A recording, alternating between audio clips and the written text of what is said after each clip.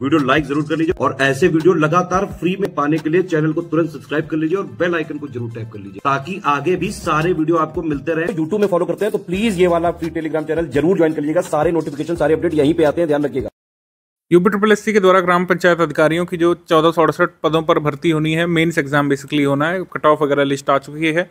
Mains exam की date अभी नहीं आई है, डेट जल्द आ सकती है। लेकिन पेड ग्रुप जिन लोगों ने ज्वाइन किया है उनके लिए मैसेज है। ये वीडियो मैसेज में पूरा सब कुछ मैं बता दे रहा हूँ। डेली 4-5 घंटे किस तरीके से आप स्टडी ओरिएंटेशन करके हमारे नोट्स का बेस्ट यूज़ करके मेंस में सिलेक्ट हो सकते हैं। इन लोगों ने फुल पेड ग्रुप ज्वाइन किया है, यानी स्टडी मटेरियल का ग्रुप लिया है। कुछ लोगों ने पेड क्विज का लिया होगा, कुछ लोगों ने टेस्ट सीरीज का। 3 तरीके के ग्रुप यहाँ पर चल रहे हैं। जो भी आपने पेड ग्रुप लिया होगा उस हिसाब से यहाँ पे कंटेंट दिया जाएगा। जैसे टेस्ट सीरीज में केवल टेस्ट सीरीज दी जाएगी, पेड क्विज में केवल 1500 यहाँ पर मोस्ट एक्सपेक्टेड क्वेश्चन पूरे सिलेबस में से कराए जाएंगे। तो सबसे पहले मैं एक चीज़ क्लियर कर दूं कि जो भी स्टडी मटेरियल यहाँ पे दिया गया है इसी को आपको पढ़ना है। प्रैक्टिस के लिए आप कहीं से भी देख सकते हैं। अगर पेड क्विज नहीं ज्वाइन करें तो, अगर पेड क्विज, टेस्ट सीरीज और स्टडी मटेरियल आपने तीनों ग्रुप ज्वाइन किया है स्टडी फॉर सिविल सर्विस का, तो जो भी स्टडी मटेरियल इसमें दिया गया है वही सफिशिएंट है। इसके अलावा और कुछ भी कहीं से आपको पढ़ने की आवश्यकता नहीं पड़ेगी। स्टडी मटेरियल अपने आप में सेल्फ सफिशिएंट है। जो भी कुछ अपडेट होगा जरूरी वो आपको इसी ग्रुप में मिल जाएगा अलग से। एग्जाम तक अगर जरूरी होगा तो अपडेट इसमें भेजे जाएंगे। कोई माइनर करेक्शन अपडेट होगा तो इस ग्रुप में भेजा जाएगा। पेड ग्रुप में स्टडी मटेरियल कैसे देखें, वीडियो लिखा हुआ है, अलग से मिलेगा, लेकिन मैं इसी में आपको एक्सप्लेन कर दूंगा। इसकी आवश्यकता अलग से देखने की नहीं पड़ेगी। सो ये सिलेबस सबसे पहले देख लीजिए क्योंकि ये जरूरी है। सिलेबस नया है। सिलेबस आप कुछ भी कहीं से पढ़ रहे थे, पेपर इस सिलेबस के हिसाब से होगा जो मैं स्क्रीन पर दिखा रहा हूँ। तो यूपी ने अप्रूव किया है। 65 मार्क्स कुल मिला करके इसमें आपके ग्राम पंचायत संबंधित पॉइंट्स हैं। भाग 1 जिसको कहा गया है, भाग 1 में यहाँ पर आपका पंचायती राज है पूरा। 120 मिनट का 2 घंटे का पूरा पेपर होगा। इसमें 100 क्वेश्चन होंगे। 1/4 की नेगेटिव मार्किंग है। जैसे यहाँ पर दिया हुआ है 25% यानी 1/4 का ऋणात्मक मूल्यांकन यानी कि नेगेटिव मार्किंग होगी। तो 100 क्वेश्चन 100 अंक यहाँ पे सीधा सिंपल रूल है। उत्तर प्रदेश राज्य से संबंधित सामान्य जानकारी और करंट अफेयर मिला करके यहाँ पर 20 प्रश्न 20 अंक के होंगे। और कंप्यूटर सूचना प्रौद्योगिकी संबंधित यहाँ पर 15 प्रश्न 15 अंक के होंगे। तो टोटल हो गया 35। टोटल पेपर कितने का आना है? 100 का। तो अगर हम 100 से इसको माइनस करते हैं तो आ रहा है 65% या फिर 65 मार्क्स 100 में से यहाँ पर हैं पंचायती राज और पंचायती राज व्यवस्था के। इसमें कई सारे बिंदु हैं। पूरा डिटेल्ड सिलेबस भी आया था इसका, आप उसको जरूर एक बार पढ़ सकते हैं। अगर नहीं पढ़ेंगे तो जो भी स्टडी मटेरियल दिया हुआ है वो सिलेबस के अनुरूप है पूरा। तो पंचायती राज यहाँ पर आप देख सकते हैं। पंचायती राज व्यवस्था का इतिहास, इसके संबंध में संवैधानिक उत्पन्न 10 प्रश्न यहाँ पर आएंगे, 10 अंक।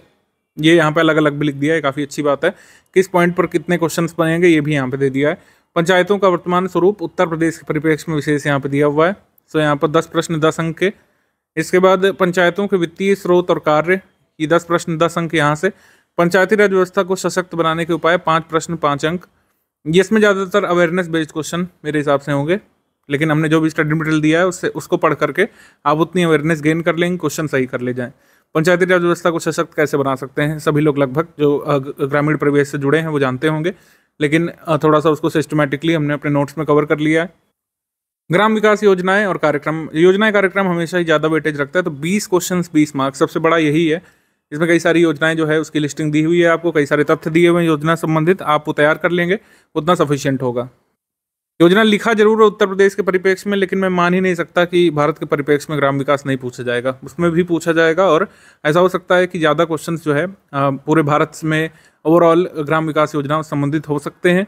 ऐसा ही लेखपाल में हुआ था, बहुत सारे सिलेबस के पॉइंट्स थे लेकिन ज़्यादातर क्वेश्चंस योजनाओं से आए थे। तो योजना पर विशेष फोकस आपको करना होगा। ये जो 5th बिंदु है इसके सारी योजनाओं को अच्छे से ध्यान से पढ़िएगा क्योंकि सबसे ज़्यादा वेटेज भी इसी का है और सबसे ज़्यादा तथ्य भी इसी में से निकलेंगे। ग्राम पंचायत अधिकारियों की भूमिका और क्षेत्रों के विकास में उनकी भूमिका, तो ये जो है 10 क्वेश्चन 10 मार्क्स के इसमें आएंगे और ये बहुत छोटा सा टॉपिक है, सबसे कम पेजेस इसी में है।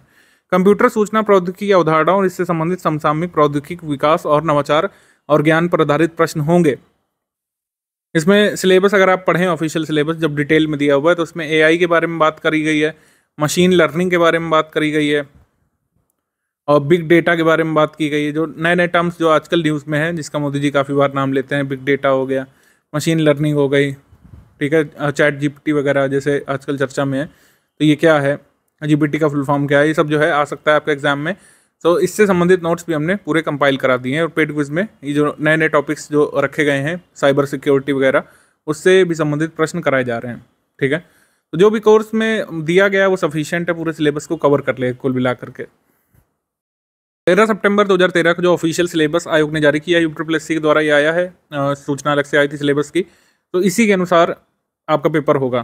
ठीक है, ये सिलेबस मैंने ओवरऑल दिखा दिया था, परीक्षा योजनाएं दिखा दी थी। सिलेबस थोड़ा डिटेल में है, पाठ्यक्रम जहाँ पे लिखा है इसको देख लेते हैं। पंचायती राज व्यवस्था का इतिहास, इसके संबंध में संवैधानिक उपबंध यहाँ पे दिया हुआ है। ब्रिटिश काल की पंचायती व्यवस्था, स्वतंत्रता प्राप्ति के बाद की पंचायती राज व्यवस्था, पंचायती राज व्यवस्था के सुदृढ़ीकरण हेतु गठित समितियां, और उत्तर प्रदेश पंचायती राज अधिनियम, पंचायती राज व्यवस्था का संवैधानिक आधार, उत्तर प्रदेश में पंचायती राज व्यवस्था संबंधित संवैधानिक उपबंध व्यवस्थाएं, महत्वपूर्ण संशोधन, उत्तर प्रदेश राज्य के परिप्रेक्ष्य में वर्तमान स्वरूप क्या है। तो काफ़ी कुछ चीज़ें जो है पंचायती राज अधिनियम की यहाँ पर भी आ जाएंगे। तो कई सारे सिलेबस आपस में एक दूसरे बिंदु से ओवरलैप करता हुआ दिखेगा आपको। पूरा ओवरऑल नोट्स पढ़ेंगे तो काफ़ी अच्छी अंडरस्टैंडिंग आपको हो जाएगी। उत्तर प्रदेश में पंचायती राज व्यवस्थाओं के संबंध में विधायी प्रावधान फिर से यहाँ पे लिखा हुआ है। अब अधिनियम भी लिख दिया, विधायी प्रावधान भी लिख दिया, तो ये उसी अधिनियम को पढ़ेंगे जो उत्तर प्रदेश राज्य के संबंध में है। सिंपल बात है, कुछ बिंदुओं को रिपीट किया गया है। ये मैं आपको क्यों बता रहा हूँ कि जैसे यहाँ पे लिखा है पंचायती राज अधिनियम उत्तर प्रदेश, और यहाँ पे लिखा है पंचायत उत्तर प्रदेश में पंचायत राज के संबंध में विधायी प्रावधान, तो इसमें भी अधिनियम आ जाएंगे। तो ये 2 बार रिपीट हुआ, तो इसका मतलब अधिनियम को हमको और अच्छे से पढ़ना पड़ेगा। ऐसे ही राज्य निर्वाचन आयोग की पंचायती राज में भूमिका, ग्राम पंचायतों का गठन, पंचायतों की समितियां, ग्राम पंचायतों का अधिकार दायित्व कर्तव्य। अधिकार दायित्व कर्तव्य से कम 2-3 क्वेश्चन आएंगे आपके एग्जाम में, बिल्कुल हमने इसको सिस्टमाइज करके नोट्स में दिया है।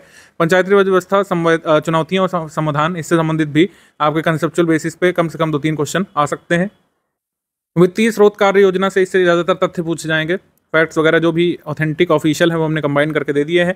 बहुत इसको रिलेवेंट रखा है, डेटा को फालतू फर्जी डेटा नहीं भर दिया है, जो जरूरी है। इस बिंदु से संबंधित पंचायतों के वित्तीय स्रोत और कार्य योजना, उससे संबंधित सारे पॉइंट कवर कर लिए हैं। जो अनावश्यक पॉइंट है उनको नहीं शामिल किया है। जैसे परफॉर्मेंस ग्रांट स्कीम अलग से लिखा हुआ है, तो ये पूरा आपको पढ़ना है। इससे 1 से 2 क्वेश्चन निश्चित तौर पर एग्जाम में आएंगे। पंचायती राज व्यवस्था को सशक्त करने के उपाय, पंचायत सिटीजन चार्टर, पंचायत ग्राम सचिवालय, पंचायत सहायक की भूमिका, इसके संबंध में जो भूमिकाएं होती है वो हमने लिख दिया है। कॉमन सर्विस सेंटर की पंचायत भवन में सह स्थापन, पंचायत स्तर पर जन कल्याणकारी योजनाओं का क्रियान्वयन कैसे होता है, पंचायतों में ई गवर्नेंस की स्थापना, परिवार रजिस्टर, जन्म मृत्यु पंजीकरण, इससे संबंधित कोई अधिनियम है उत्तर प्रदेश में निश्चित तौर पे है, उसकी डिटेल्स वो भी हमने शामिल करी है। उत्तर प्रदेश राज्य के परिप्रेक्ष्य में ग्राम विकास योजनाएं कार्यक्रम, अच्छा उत्तर प्रदेश के परिप्रेक्ष्य में लिखा जरूर है, लेकिन राष्ट्रीय स्तर पर भी निश्चित तौर पर पूछी जाएंगी कुछ योजनाएं, तो हमने सब शामिल कर लिए हैं। क्योंकि सिलेबस देखिए यहाँ पे लिखा हुआ है, क्योंकि ग्रामीण स्वास्थ्य योजनाएं भारत सरकार, पंचायती राज विभाग एवं उत्तर प्रदेश सरकार के अन्य विभागों द्वारा ग्रामीण विकास क्षेत्र में संचालित अन्य योजनाएं और कार्यक्रम, यानी कि भारत सरकार की योजनाएं, केंद्रीय योजनाएं भी जो कि ग्राम विकास संबंधित अगर हैं जरा सा भी, तो उसको भी यहाँ पे शामिल करना है। उदाहरण के तौर पर ग्राम सड़क योजना जो है, प्रधानमंत्री ग्राम सड़क योजना, अब डायरेक्टली वो ग्राम पंचायत से संबंधित नहीं है, लेकिन ग्राम विकास संबंधित है, तो उसको ग्राम सड़क योजना को हमको पढ़ना पड़ेगा। कुछ योजनाओं को बड़ा स्पेसिफिक लिखा है, जैसे राष्ट्रीय ग्राम स्वराज अभियान को कवर करना ही करना है। इसके 2 फेजेस हैं, और स्वच्छ भारत मिशन के 2 फेजेस हैं, और खासकर स्वच्छ भारत मिशन ग्रामीण के बारे में बात करी गई है। ठीक है, ग्रामीण पेयजल योजना के बारे में बात करी गई है, फेज 1 और 2। और अच्छा एक चीज़ और है कि यहाँ पर बड़ी कन्फ्यूजन है, आयोग से मिसटाइपिंग हुई है थोड़ी सी। स्वच्छ भारत मिशन के ये 2 फेज 1 और 2 है, ध्यान रखना है। ये जो पेयजल योजना है इसके कभी कोई फेज 1-2 आए ही नहीं है। ठीक है, ग्रामीण पेयजल योजना कभी फेज 1-2 नहीं आया है। फेज 1-2 आया है मेनली स्वच्छ भारत मिशन का। फेज 1-2 ग्राम स्वराज अभियान का है, लेकिन फेज 1-2 बड़ा स्पेसिफिक जो है विद डेट्स ये आपका इसी में है। ग्रामीण पेयजल योजना कोई ऐसा स्पेसिफिक फेज 1-2 नहीं है, तो फेज 1-2 जो है इसके लिए यूज़ किया जाना था। कॉमा शायद इधर लग गया और ये इधर ब्रैकेट में आ गया, तो ये थोड़ा सा ध्यान रखिएगा, ये मैंने अलग से नहीं बताया। लेकिन फेज 1 और 2 है, ये निश्चित तौर पर स्वच्छ भारत मिशन के बारे में है, ना कि ग्राम पेयजल योजना के बारे में, ये जरूर ध्यान रख लीजिए। तो स्वच्छ भारत मिशन ग्रामीण के फेज 1-2 है, उनकी क्या क्या अचीवमेंट्स हैं, ODF क्या है, ODF प्लस क्या है, सबकी डेफिनेशंस सब यहाँ पे आपको बता दिया है। उत्तर प्रदेश संबंधित जो स्पेशल कुछ डेटा है स्वच्छ भारत संबंधित या फिर राष्ट्रीय ग्राम स्वराज अभियान संबंधित, उसको भी शामिल कर लिया हमने। ग्राम पंचायत अधिकारियों की ग्रामीण क्षेत्रों के विकास में भूमिका, ये बहुत छोटा टॉपिक है, क्योंकि इसमें जो भी जानकारी अवेलेबल है वो थोड़ी सी है, और RTI के माध्यम से ये अवेलेबल है। ठीक है, ज़्यादा कहीं स्पेसिफिकली गिवन नहीं है। उत्तर प्रदेश में कोई ऐसा अधिनियम नहीं है जहाँ पर पंचायती राज अधिकारियों की भूमिकाओं का वर्णन हो, ना ही कोई शासनादेश ऐसा उपलब्ध है। केवल RTI के माध्यम से जो जानकारी उपलब्ध है वो हमने यहाँ पे उपलब्ध करा दिया आपको, वही सफिशिएंट होगी। कंप्यूटर सूचना प्रौद्योगिकी की अवधारणाओं और इस क्षेत्र में समसामयिक प्रौद्योगिकी और नवाचार का ज्ञान, यह आपका आना है कितने 15 मार्क्स का ये आना है। इसमें देखेंगे बेसिक कंप्यूटर तो है ही, हार्डवेयर है, सॉफ्टवेयर है, OS है, operating system, spreadsheet, email, e governance यहाँ पे नया टॉपिक है। ठीक है, ई गवर्नेंस नया टॉपिक है, पहले ये सब नहीं आता था। ई गवर्नेंस नहीं आता था, सोशल नेटवर्किंग नहीं आता था, इंटरनेट वर्ल्ड वाइड वेब आता था हमेशा से, डिजिटल वित्तीय उपकरण और अनुप्रयोग ये नहीं आता था, डिजिटल फाइनेंशियल एप्लीकेशंस और artificial intelligence, big data processing एकदम नवीन टर्म्स हैं और नवीन सिलेबस में इनको शामिल किया गया। इसीलिए वर्ड प्रोसेसिंग आती थी हमेशा से, सूचना प्रौद्योगिकी के संबंध में तकनीकी विकास, इसमें भी अद्यतन जानकारी पूछे जाएंगे, और इंटरनेट ऑफ थिंग्स वगैरह, मशीन लर्निंग, डीप लर्निंग, ठीक है, रोबोटिक्स दिया नहीं वैसे, लेकिन उसको भी थोड़ा सा शामिल कर लेंगे डेफिनेशन वाइज। भाग 3 में आपका उत्तर प्रदेश संबंधित सामान्य जानकारी, तो जो भी यूपी जीके अभी तक आप पढ़ते हुए आए हैं, आप ये समझिए कि उसी से आएगा। जो भी यूपी जीके के या फिर यूपी स्टैटिक के पॉइंट्स हम पढ़ते हुए आ रहे हैं यूपी ट्रिपल एससी के सभी एग्जाम्स के लिए, वही आएगा। थोड़ा सा ज़्यादा कवरेज यहाँ पे रखना है क्योंकि सब कुछ यहाँ पे दिया है। भौगोलिक परिदृश्य भी है, सामाजिक रीति रिवाज भी है, क्षेत्रीय भाषाएं हैं, लोक नृत्य है, लोक साहित्य है, संस्कृति है, कला है, वास्तुकला है, इतिहास के संबंध में भी चीज़ें पता होनी चाहिए। उत्तर प्रदेश की अर्थव्यवस्था है, कृषि है, व्यवसाय है, रोजगार है, राजव्यवस्था है, प्रशासन है, समसामयिक घटनाएं भी हैं और उत्तर प्रदेश की उपलब्धियां भी हैं। तो खान और खनिज भी है, वन्यजीव भी है, पर्यटन भी है। तो इसका मतलब पूरा ओवरऑल स्टैटिक यूपी और प्लस यूपी करंट भी आपको तैयार करना है। यूपी करंट जितना ग्रुप में दे दिया गया है वही सफिशिएंट है आपके लिए, ठीक है। यूपी स्टैटिक, यूपी करंट जो भी मॉड्यूल वाइज आपको दिया जाएगा वो सफिशिएंट है। अब डे वाइज मॉड्यूल का टाइम प्लान आप यहाँ पे देख सकते हैं और डे वाइज यहाँ पे अपलोड होगा। अभी एग्जाम डेट नहीं है, ठीक है, तो ये आपका 25 नवंबर तक कोर्स पूरा कंप्लीट करा दिया जाएगा। अगर इस बीच एग्जाम नोटिफिकेशन आ जाता है, एग्जाम डेट क्लियर हो जाती है, एग्जाम डेट थोड़ा पहले की होती है, तो पूरा मटेरियल जो है प्रीपोन कर दिया जाएगा, उससे आप बेफिक्र रहिए। एग्जाम डेट बीच में आ जाती है तो स्टडी मटेरियल जो है एक साथ आपको उपलब्ध करा दिया जाएगा। तो आपको 10 बजे PDF मिल जाएगी, पंचायती राज भाग 1 की मिलेगी, फिर अगले दिन कंप्यूटर की, फिर यहाँ पे मिलेगी उत्तर प्रदेश सामान्य जानकारी की, फिर पंचायती राज की, फिर कंप्यूटर की, फिर उत्तर प्रदेश सामान्य जानकारी की, पंचायती राज, कंप्यूटर, उत्तर प्रदेश सामान्य जानकारी। इस तरीके से रोटेशन में आपको कंटेंट यहाँ पे मिलता रहेगा। 25 नवंबर लास्ट डेट है, लेकिन मैंने फिर से आपको बता दूँ कि अगर एग्जाम डेट आ जाती है और इससे पहले की एग्जाम डेट रहती है, मतलब 25 नवंबर से पहले की रहती है या फिर बहुत जल्दी की होती है दिसंबर मंथ में, तो इसको पूरा प्रीपोन कर देंगे हम, सारा मटेरियल एक साथ आपको मिल जाएगा।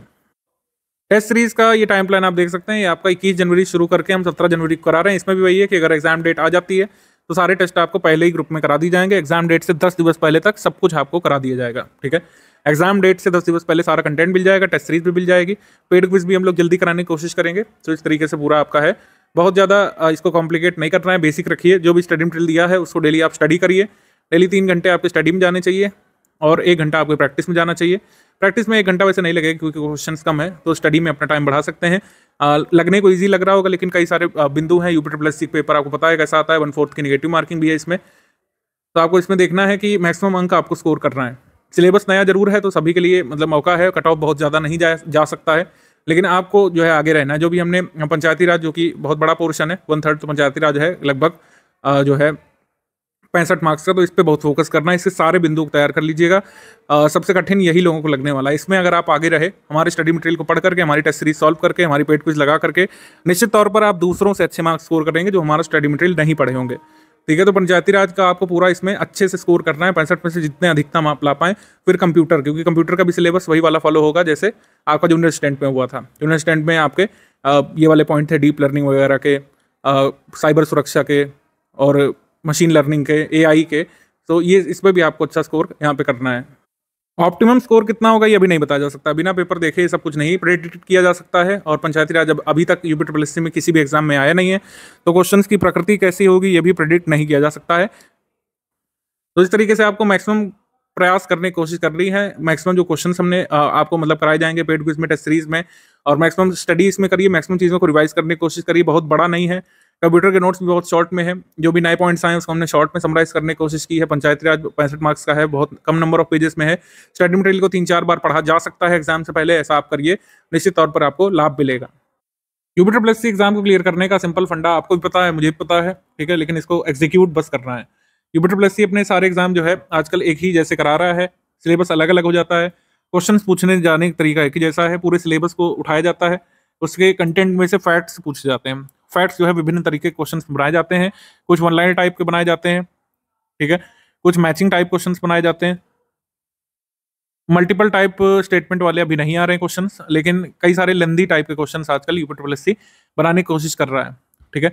तो इस तरीके से आपको क्वेश्चंस को डील करना है। सिलेबस के लिए आपको चाहिए होता है कंटेंट जो आपको फैक्ट्स तैयार करने में मदद करे। रिलायबल कंटेंट की जरूरत होती है, जो स्टडी फॉर सिविल सर्विस ने आपको दे दिया है। हमारा कंटेंट काफी रिलायबल है, रिलेवेंट है। वंदर का भी ग्रुप चला था, उसमें भी नया कोर्स आया था, नया सिलेबस आया था, माफ कीजिए, लेकिन उसमें हमने तुरंत जो है स्टडी मटेरियल डेवलप किया हमारी टीम ने, रात दिन लग करके, और उसमें भी हमारे कैंडिडेट्स जो है इतना स्कोर कर रहे हैं, काफी सारे डीवी के लिए पहुंच चुके हैं। फाइनली जो लोग सिलेक्ट होंगे उनका नंबर बताया जाएगा, कितने लोग हुए हैं सब बताया जाएगा बाकायदा प्रूफ के साथ। लेकिन हमारा कंटेंट रेलिवेंट था, पूरे मार्केट में से आप उठा करके देख लीजिए, कई सारे लोग बुक रिलीज भी नहीं कर पाए थे एग्जाम डेट तक। एग्जाम काफी पहले हुआ था बंदरोगा का, लेकिन अभी भी कई सारे लोग डीवी के लिए जो है गए हैं, डीवी दे करके आए हैं। तो इसमें भी आप आश्वस्त रहिए, पंचायती राज का जो 65 मार्क्स का है, प्लस कंप्यूटर में भी जो नए बिंदु जुड़े हुए हैं, प्लस यूपी जीके में भी जो भी जरूरी तथ्य हैं, यूपी जीके, यूपी करंट, सब आपके कवर करा दी जाएंगे इसमें सिलेबस में। जो भी दिया गया है ग्रुप में मॉड्यूल वाइज, उसको पढ़ते रहिएगा कुल मिला करके, और थोड़ी सी प्रैक्टिस आप कर लीजिएगा, ठीक है। हम बहुत लिमिटेड क्वेश्चंस की हम प्रैक्टिस करा रहे हैं। पेड क्विज में जितने भी क्वेश्चन अपलोड हों, टेस्ट सीरीज अगर आपने लिए तो उसके सारे क्वेश्चन सॉल्व कर लीजिएगा।